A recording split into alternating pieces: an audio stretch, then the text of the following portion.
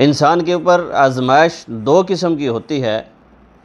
ایک وہ آزمائش جو انسان کے لیے رحمت بن کر آتی ہے، اور ایک وہ آزمائش جو انسان کے لیے زحمت کا باعث ہوتی ہے۔ جو انسان کے لیے رحمت کا باعث ہوتی ہے، ایسا شخص کہ جس کے اوپر اللہ رب العزت کی طرف سے آزمائش آتی ہے، اور آزمائش کی مختلف صورتیں ہو سکتی ہیں۔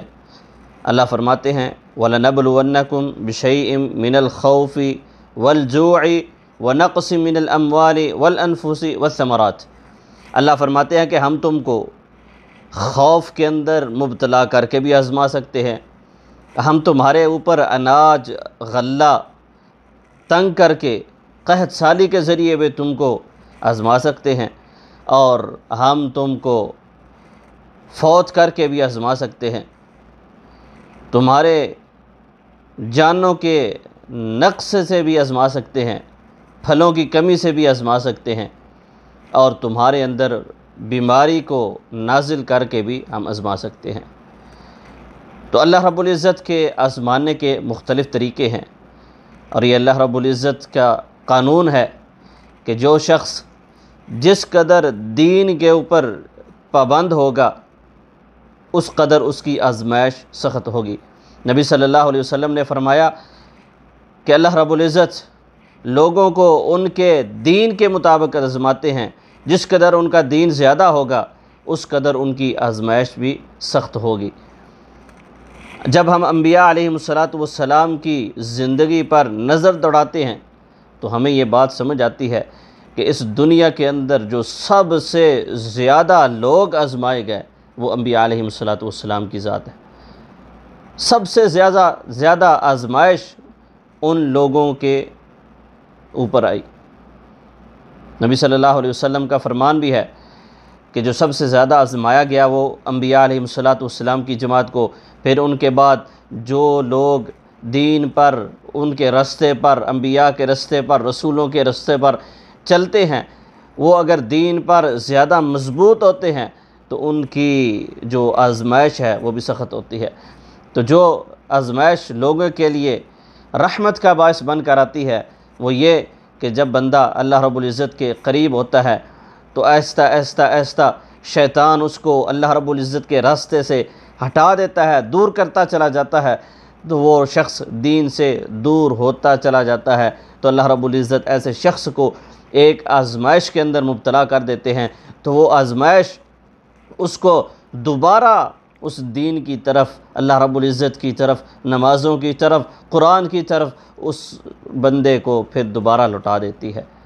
وہ اللہ رب العزت کے سامنے آتا ہے، گڑ گڑاتا ہے، گریہ زاری کرتا ہے، فریادیں کرتا ہے، التجائیں کرتا ہے، تو اللہ رب العزت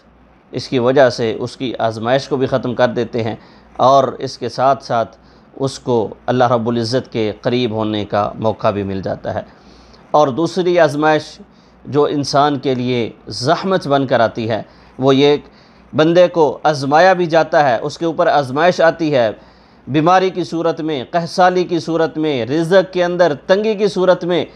کسی بھی صورت کے اندر اس کے اوپر آزمائش آتی ہے، لیکن وہ شخص اللہ رب العزت کی طرف رجوع نہیں کرتا، اللہ رب العزت کے دین کی طرف رجوع نہیں کرتا، مسجد کی طرف نہیں آتا، نمازیں نہیں پڑھتا، تلاوت نہیں کرتا، اللہ رب العزت سے دعا نہیں کرتا، جس کی وجہ سے اللہ رب العزت اس کی وہ پریشانی کو دور کر دے، تو ایسا شخص وہ آزمائش کے اندر اور تکلیف کے اندر، مصیبت کے اندر مبتلا بھی رہتا ہے، اس کی مصیبت اور تکلیف دور بھی نہیں ہوتی، اور اس کے ساتھ ساتھ وہ اللہ رب العزت کے در پر آ کر سر بھی نہیں جھکاتا، اللہ کے سامنے سجدہ ریز ہو کر اس تکلیف کے رفع ہونے کے لیے دعا بھی نہیں کرتا، تو یہ آزمائش اس کے لیے زحمت کا باعث ہوتی ہے۔ آزمائش کوئی بھی ہو، چاہے رحمت والی ہو چاہے زحمت والی ہو، اس سے یہ نہ سمجھا جائے کہ یہ عافیت سے افضل ہے، نہیں، بلکہ عافیت یہ آزمائش سے افضل ہے۔